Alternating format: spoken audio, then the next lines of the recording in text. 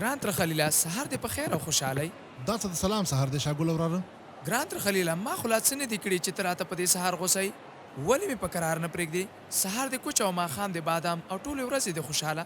د هر سبا او هر سلام څخه وړاندې دا خبره واوره، شاګل تعالی تر اوسه د فرانسې تجارتي توکي اخلي او کنه الله تعالی درته هدایت کړی دی. ګران تر خلیله د فرانسوي توکو په اړه باید ووایم. شاګل وراره دا خبره ته او ټول مسلمانانو ته کوم. رسول الله صلی الله علیه وسلم فرمایي چا چې یو ناروا کار ولید نو د هغه مخه دې په لاس ونیسي، که یې توان نه و نو په خپله ژبه دې منع کړي، که یې دغه توان هم نه و نو په خپل زړه دې بد وګڼي چې دغه بیا تر ټولو کمزوری ایمان دی.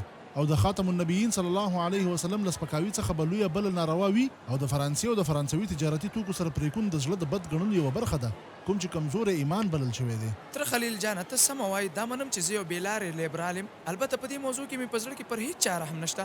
فرانسه منم دا سمه ده، خو چې د رسول الله صلی الله علیه وسلم په اړه غلطۍ کوي نو دغه خبره د بخلو نه ده. دا څه د شاګوله زویه تا خو فرانسوي بوټان اچولي دي. اوهو د فرانسې د بیرغ رنګ راته ښکلی ښکاره شو، نو ومې غوښتل چې په پښو یې کړمه. ستا څه رایه د خلیل تره؟ څه خبره پکې شته؟ ښه او ستا لیبرل او ملحد دوستان بازاري خلک او د فرانسې مینوال غرب پلوه څه وایي؟ هغوی خو درته څه نه وایي چې کله ته پر فرانسې پښې ږدي او د هغوی په څیر له فرانسې دفاع ورسره مرسته نه کوي؟ نه هیڅکله نه. هغوی ته وایم زه په دې کار سره د بیان په ازادۍ کې خپل حق کاروم. حق په رښتینې بڼه